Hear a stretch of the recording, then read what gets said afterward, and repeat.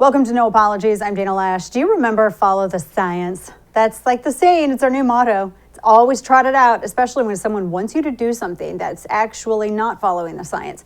Like, you don't need a mask. Wait, you need a mask. You need 2 masks, maybe 6 feet of masks. Finally, they just scream, follow the science. Whenever you hear follow the science, you can be pretty sure that you're being asked to park your critical mind and just obey the authorities.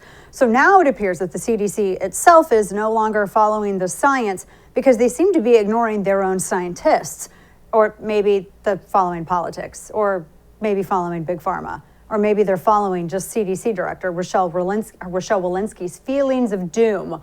Who knows? I think they're just trying to bolster Biden's narrative. But one thing's clear, the CDC is not listening to their own actual scientists. So from the New York Times, in a highly unusual decision, the CDC director, Rochelle Walensky, reversed a move by her very own agency advisors, and she endorsed additional doses of the Pfizer BioNTech vaccine for healthcare workers, teachers, and other workers who are considered to be on the front line there. So why are they recommending boosters for these folks?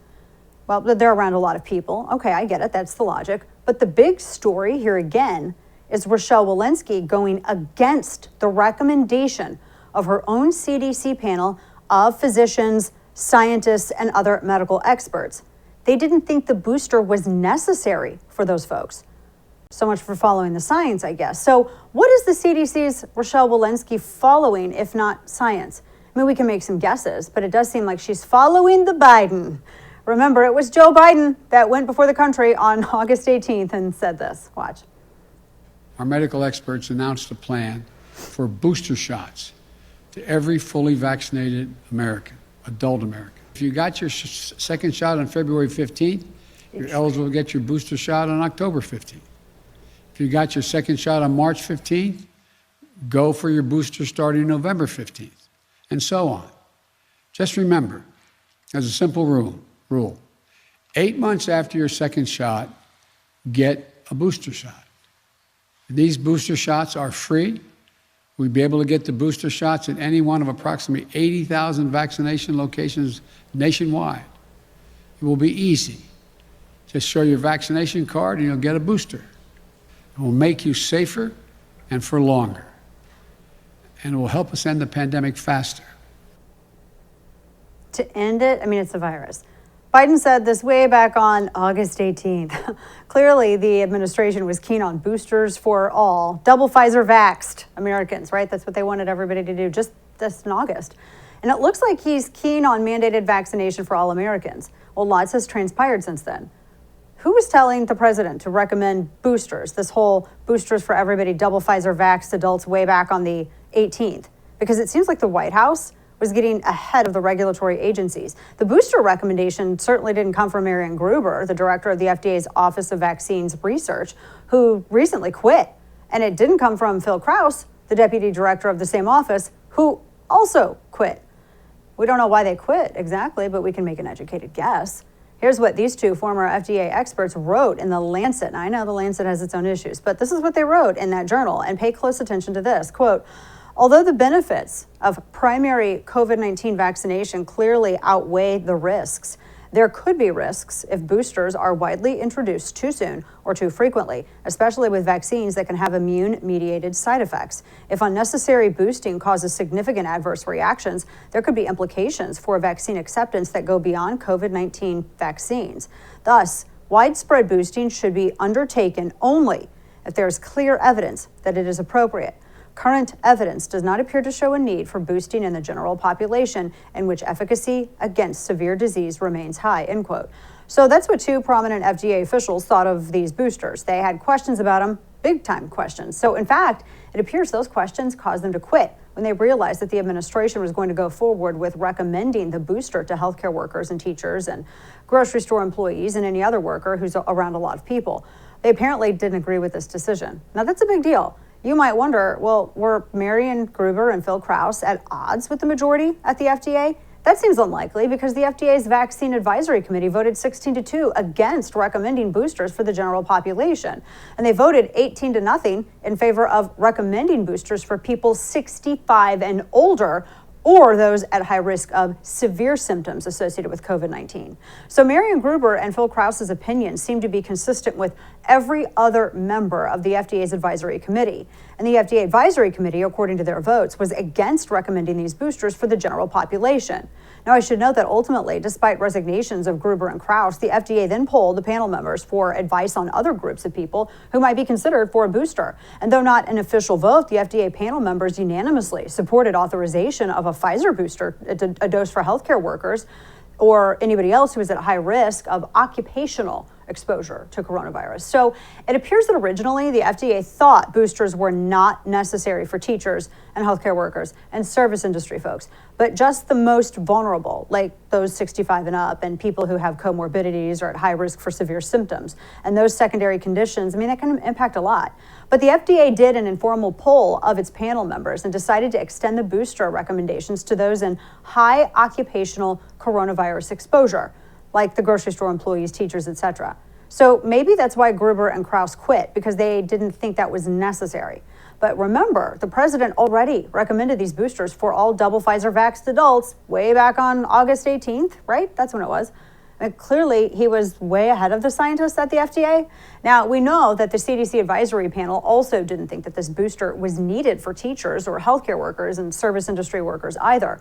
But the CDC's Rochelle Walensky, she overruled her own panel.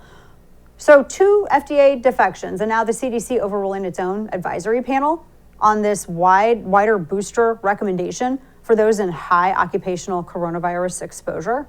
Confused? Main thing to understand is this: no one's following the science, clearly. These health agencies are all over the map on this booster, and they clearly have significant concerns. But come hell or high water, it seems that they're going to follow the agenda that was announced way back on the 18th of August, that was boosters for all. So here's the president today, back again, saying that the majority of the double Pfizer vaxxed Americans down to 18 are eligible for the booster 6 months after the second shot. Watch. The Food and Drug Administration, the FDA, the Center for Disease Control and Prevention, the CDC, they've completed their independent scientific review. And based on that review, the majority of Americans who were fully vaccinated with the Pfizer vaccine are now able to receive the booster shot 6 months after they've received their second shot. So let's unpack that a bit. So one, he says that the FDA and the CDC have completed their independent scientific review, and that's true, but he's leaving out the fact that originally the FDA didn't feel the booster was needed for the majority of double vaxxed people in the general population. And the CDC also had to overrule its own advisory panel in order for the president to make that statement today. So Biden left out all of that. And then notice the sleight of hand in the president's statement. Quote, the majority of Americans who are fully vaccinated with the Pfizer vaccine are now able to receive the booster shot 6 months after they've received their second shot, end quote. So the president seems to be nudging ever closer towards saying everyone is eligible for this booster. But I just showed you that the vast majority of the FDA, at least originally, all disagreed. In fact, 2 FDA officials appear to have quit over this booster recommendation.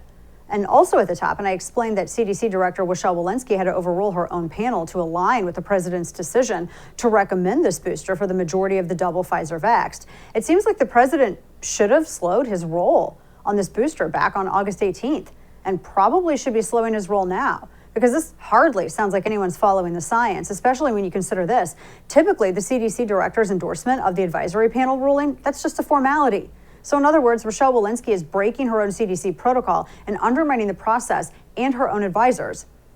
I have no idea why, except to speculate that maybe she's overruling her own scientists to align with the Biden administration's desire to recommend the booster for the majority of double vaxxed Americans.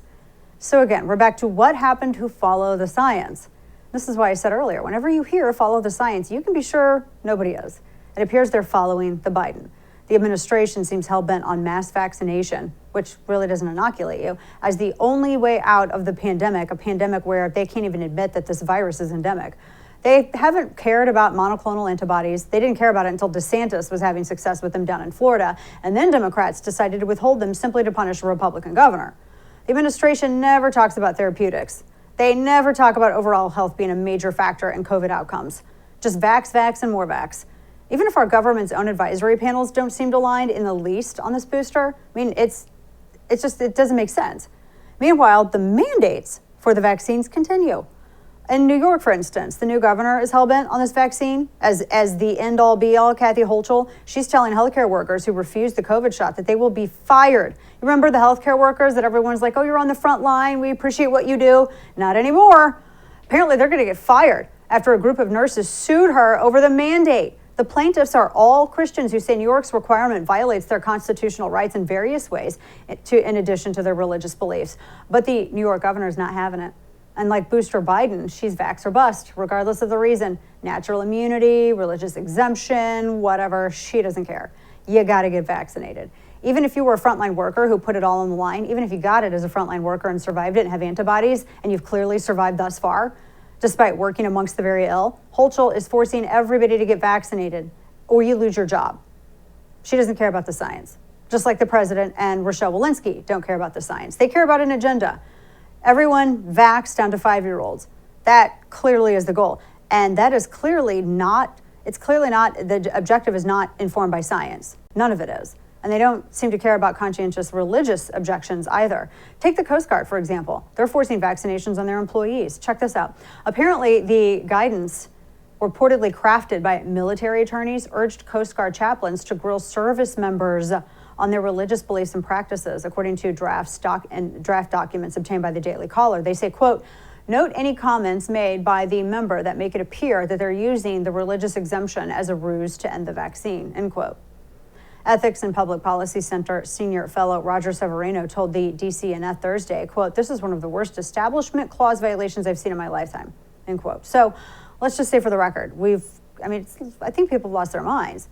We don't care about others' exemptions. We're all up in everybody's business. We're asking chaplains to talk Coast Guard service members out of their religious beliefs. I mean, think about this. And conscientious objections to the vax aside, we are now officially not following the science. And you knew that already. And so did I. But now it's clear the CDC director is overruling her own panel. And we know the FDA has likely had defections over these boosters, but the administration is going forward with them for the majority of the double vaxxed anyway. So soon, whether science indicates it or not, what do you want to bet that you're going to be compelled to get that booster or lose your job? Because we're not following the science anymore. We're following a mass vaccination agenda that includes numerous endless boosters, and that was announced by the Biden administration back on August 18th, before the science had even come in, before those in health agencies could weigh in. And once they weigh in, when they disagree with the administration's narrative, they're overruled, just like people's conscientious objections are overruled. Why? Coming up, Democrats want Obama's Title X enforcer back in charge. Title 10, Cynthia Garrett with Families Advocating for Campus Equality joins me next to break it down.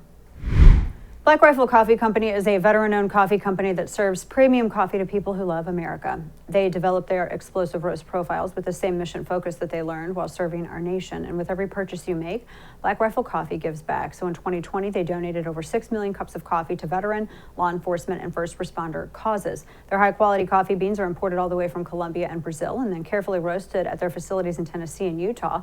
They even have a signature roast called Lava Panther that's directly sourced from a small farm in Guatemala.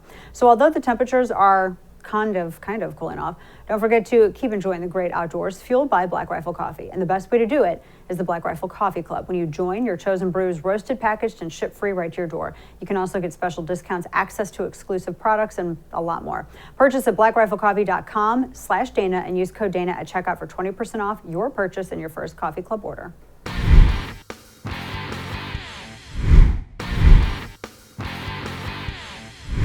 Democrats are eager to put Obama's Title X enforcer, Catherine Lamon, back in charge. Now, when Obama left office, she was appointed to chair the U.S. Civil Rights Commission. Well, now that Biden's in office, the former VP's in office, and there's a lot of Obama retreads that are now coming back, and he's nominated her for her old spot in the Department of Education. A lot of people are upset because of her approach to civil rights. Here to break this down for us is Cynthia Garrett, president of the Families Advocating for Campus Equality. Cynthia, good to see you. Thanks for joining us. Thanks for me to get today. I appreciate it.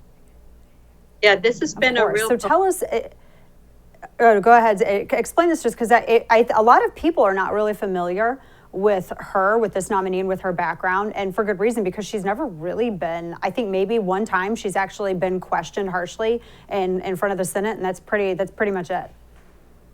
Yeah, she was questioned by senators back about 4 or 5 years ago. And she basically claimed that she was able to take funding away from schools who didn't comply with what is known as guidance, which is basically a dear colleague letter. Dear colleague, we want you to do this, but it's not binding. And she was actually wrong. She could not do that. But when the schools didn't comply with her very restrictive, lowering the standard guidance, she started taking them and putting them on lists, public lists of supposedly recalcitrant schools. And of course, the schools didn't want that. So in the end, she was still able to coerce schools into complying with her dear colleague requests, really, by threatening them with public exposure. Of course, all of the media would pick up and rail against the schools. Right. And this, tell people how, if she was able, I mean, I don't know if the Senate's going to be able to get something like this in. I mean, I know that they were kind of deadlocked on this, and they're starting to lose a lot of political capital. Democrats are, as we roll into midterms, because there's some upcoming races there for some of those Senate seats that I think that there's going to be senators that are not going to want to spend political capital trying to back and push a nominee like this when they have so many other things that they want to achieve. But let's just say worst case scenario happens and she's able to sail through. What does that mean? What does that enforcement on campuses look like under her? Well, honestly, we don't know, because during her confirmation meeting or hearing with the health committee, she was very vague. She avoided asking questions, and the questions she did answer were often disingenuously answered. She's just, she doesn't want to let us know what she's going to do. But if it's based on her past conduct, it's going to be a problem, because during her reign, there were, now there's over 600 lawsuits that have been filed by accused students, and courts have decided in favor of those students, one way or another. And also, until the regs were issued by DeVos, which was last year and became effective in August, those previous policies were still being used by schools. So it's just been recently that we've seen fewer kids coming to our organization, which supports and advocates for accused students. Yes, it's almost kind of. It seems like it would be bringing these witch hunts back, and these basically these fake due process. We're actually really no due process under her for accused students who are accused falsely of impropriety, and no penalties for the people who do the accusing. No, basically the definitions she used, any unwanted touching. And how do you determine that? Well, of course, it's the accuser's opinion as to whether it was unwanted. She also, everybody knows, I think, lowered the standard of proof more likely than not. She allowed schools to not allow accused students to even see the evidence against them. I mean, why, if you're looking for the truth, why wouldn't you let students who are accused respond to the evidence against them? Why would you hide it? It makes no sense. And of course, they chase out their lawyers, or they basically turn them into what we call potted plants. And these are young kids. They don't know how to defend themselves. They think the school is going to have. And what really happens is the school does a job, representing the accusers, but the accused are left on their own. These are just kids. And we have now kindergarten. Oh, goodness, yeah. I was reading a piece that a friend of mine wrote. I can't remember what publication it was for. It was a couple of years back, but they were looking at the evidentiary standards that she was apparently pushing for this, and it's like lower than the lowest required, the worst state possible. I mean, it's basically would get laughed out of, I think, most courts. It's just kind of sad that this is what it's gone to. So, Cynthia, let me ask you this: where does this nomination stand? Like, do you think that she's going to be put back into her old position? Well, obviously, I'm hoping not. There has been a lot of pushback, and there never was pushback against her in the past. So I think it's very possible that the Senate, either Schumer won't decide she's worth it, or the Senate will not put her back. Yeah, definitely something to watch, especially parents any parents that have any kids, period, even if your kids aren't heading to college or even anywhere else, because what happens, I think, if in these colleges, especially with this, I think it ends up being adopted within the workplace and elsewhere. And I mean, we have to be able to protect students and have due process, and everyone's equal before the law and everyone's equal underneath the law when it's violated. And that is not what her belief is, and nor is that what she brings into the position either. So we will definitely watch this. Cynthia Garrett, thank you so much for what you do, and we appreciate your advocacy. Thanks for joining us. All right, folks, coming up, we get an on-the-ground look at what Border Patrol agents are facing as illegal entrants are pouring across the border. Chris Cabrera, Vice President for the National Border Patrol Council, he joins me next. Stay with us.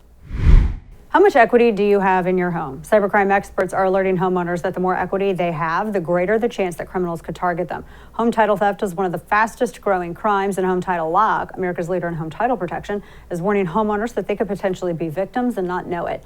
Cyber thieves can search hundreds of public databases for high equity homes. They can find your home's online title, forge your signature stating that you sold your home, and take out loans using your equity. Insurance or common identity theft programs will not cover you. So protect your most valuable asset. Register your address to see if you could potentially be a victim and receive a complete title history of your home, a $100 value for free. Visit HometitleLock.com.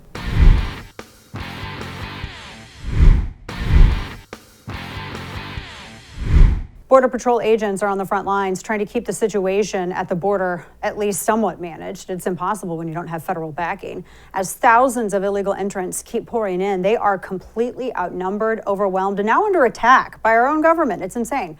Joining me now to give an inside look at what most of these men and women are facing is Chris Cabrera. He's Vice President for the National Border Patrol Council. Chris, first off, thank you so much for what you're doing. And I feel like I need to apologize to you on behalf of the rest of America for what DHS Secretary Mayorkas was saying about those photos that came out at the border and what the president said earlier today. I mean, this is kind of crazy. Give us a little insight into how much stress that you all are under and what you are having to deal with every single day. That, I mean, we can look at pictures and look at video footage, but that doesn't tell the full story. Yeah, no, not at all. And thank you for having me. You know, we've been dealing with this since 2013, off and on. The agents on horseback were put in a tough situation. They didn't do anything wrong. However, they're getting blamed for everything that's happened in the last, I guess, 6 months since, since President Biden took over. It's very frustrating. It's demoralizing for the agents. But, you know, I think we all understand that it's just a misdirection that the administration is doing. They're trying to take the eyes off what's actually happening and try and redirect them and point the finger at us, when the reason all this is happening is clearly their fault. What the conditions were under that bridge were just horrible. They were disgusting. I can't believe any human being anywhere in the world would be subjected to living down there, and they're just trying to redirect it. Yeah, and we're looking at some of the video footage of that now, and we're seeing images, of course, now that the press just in towards the end of last week finally all descended on the border and began paying attention to what you all have been dealing with for a decade now. They're saying, oh, the area's cleaned up, everybody's been buzzed away, but the problem that we're all hearing is that, well, people are being dropped off at different other border towns and different other sectors. And then some might be given a request, not really even a request, but a request to appear maybe. They might come back and face an immigration judge, maybe not. But then people are released into the interior, no testing. Nothing like that. We don't even, and I know it's difficult to even vet people who are coming in. What can you tell us about that? Because the way that it's presented in the press, Chris, is that, oh, look, Biden cleaned it all up at the border. Everybody went back home. It's done. Yeah, no, they didn't clean anything up. I mean, they might have cleaned up that area, made it look nice and pretty. They just shipped them off to different locations, different Border Patrol stations, different areas to process them, or they just released them outright. So they haven't fixed anything. The people that are coming behind this group know, because they're in contact with the people that just got here. So they know that, where the next spot's going to be, and we're just going to continue to see this pop up all around the country. It's going to continue until they get serious about it and stop using these migrants as a political football.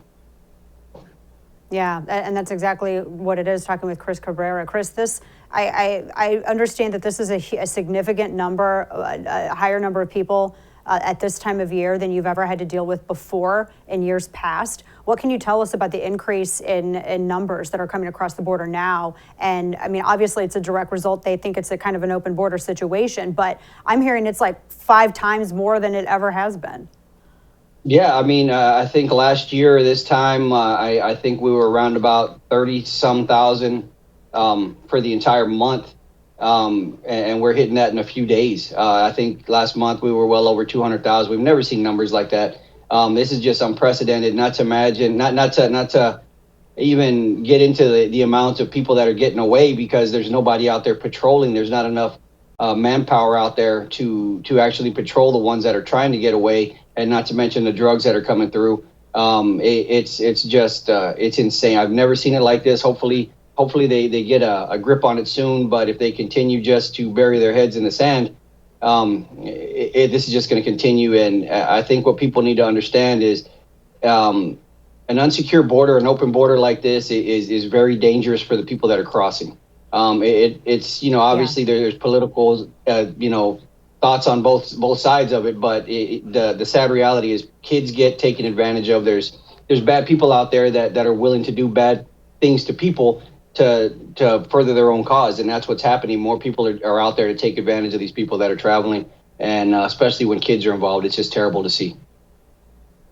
I've had folks, Chris, tell me, people who work to combat human trafficking, that say, no, it's not dope. That's the big product coming over the border. It's people, and particularly women and children who are targeted by traffickers. What can you tell us about this? Because I see photos of these little kids, and I see headlines where it's like they can't find parents, and it looks like I saw a picture of a baby and a toddler that were abandoned on the banks of the Rio. Thankfully, a Border Patrol agent spotted the little girl's brightly colored pants, and otherwise they would have never seen her. That she was in brush and it was so tall. Talk to us about this, because those kids, through no fault of their own, are put into this position, and the cartels get paid off it.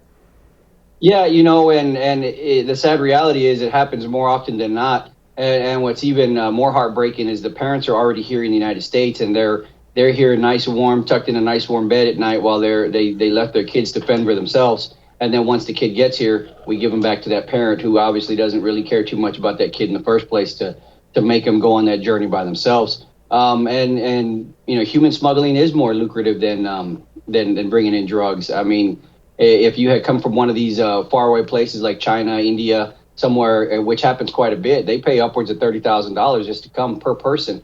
South America, $7,000 to $10,000, and that's not even counting the actual river crossing. That's just to the Mexican bank. So it is big money. And you look at all these Haitians that came in. I mean, if you put a dollar amount on each one of those that the cartel is getting for crossing them through, that's a lot of cash right there. Wow, that is could be up to 30,000 or even more per person. That's crazy.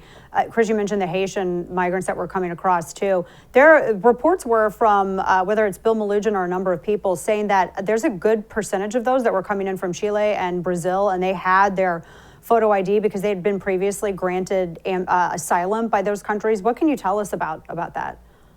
Yeah, we've heard the same thing. I think one thing that a lot of people are missing is we have the Remain in Mexico program now, where we had it and then it went away, then it came back. And that was regardless of what country you came from, you were getting sent back to Mexico. If you were from Nicaragua, you were going to Mexico. If you were from Guatemala, you were going to Mexico. For some reason, the Haitians are getting deported back to Haiti. So it just, with certain people out there always screaming racism, it just seems to me kind of odd that everybody's going back to Mexico but the Haitians, and nobody seems to be wanting to pick up on this, that the black folks are the ones that are getting deported and everybody else gets to stay close by.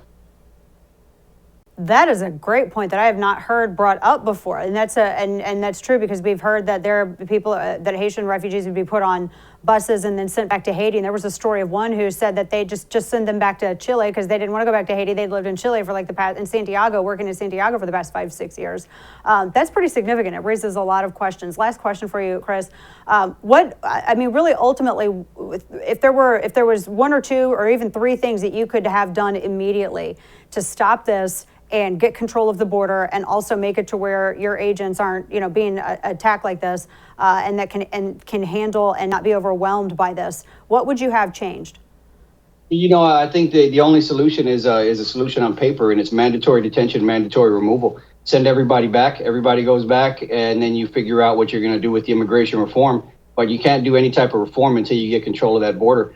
They're trying to put the cart before the horse, and it's not working. It hasn't been working for years, yet they keep trying the same old tired strategy year after year after year. And for some reason, I guess they just can't see it. It's a good thing we're not a for-profit company, because we would have been bankrupt years ago.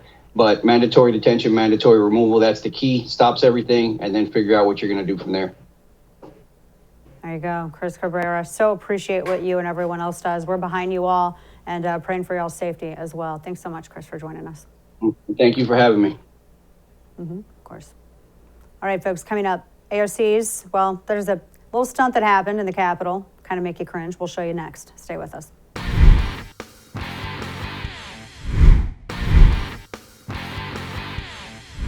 So whatever AOC may be, a former bartender, TikTok influencer, pretend enemy of the rich, one thing that she most definitely wants you to think that she is somebody who cares deeply. See, some politicians navigate tough policy questions with logic, reason, and facts, but not AOC.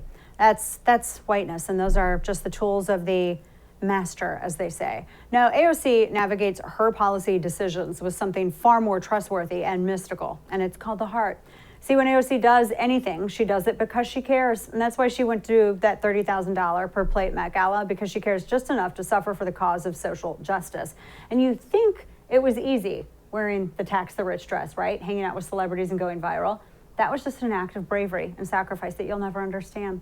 So try to understand, even though you can't, what happened on the House floor yesterday. So yesterday, AOC, who cares so much for the Palestinians that she condemns Israel at every opportunity, yesterday she had to vote on whether or not to fund our longtime ally Israel and their Iron Dome missile defense system.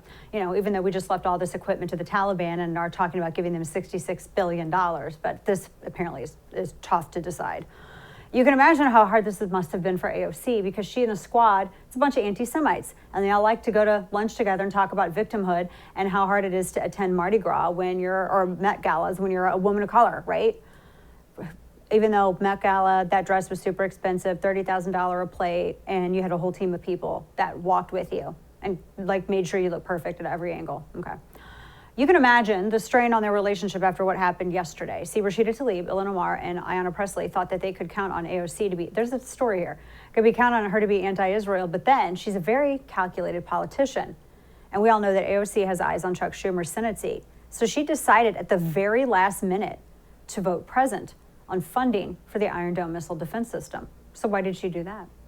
It's because she was trying to play Pontius Pilate, and she's trying to avoid offending, because she's thinking of that Senate seat. She doesn't want to offend her Jewish constituents, while at the same time trying not to alienate the very anti-Semitic squad that she likes to hang around with and build her cred on.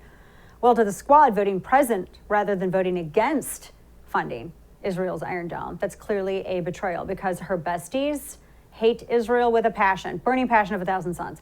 And it's hard when you're a politician, right, who leads with the heart like AOC. So guess what happened next? She knew it was high time to pull out some performative crying, like she did at those border facilities when Trump was president. Remember that? Here she is in her Sunday best, crying for children in cages. We'll see if she heads to Gitmo to cry for the Haitians that Joe Biden is sending there. Well, not to be outdone, here's AOC crying on cue on the floor yesterday, so that the squad can see how painful it was for her to save her political career and vote present rather than against the Iron Dome funding and condemning Israel like usual. Now, I don't know if anybody on the squad is buying her crocodile tears, but she did that clearly because she's thinking of, again, that Senate seat. But such is the life of a very ambitious, social climbing politician who leads with the heart rather than the head. That does it for us tonight. Thanks for tuning in. Good night, and don't bend the knee.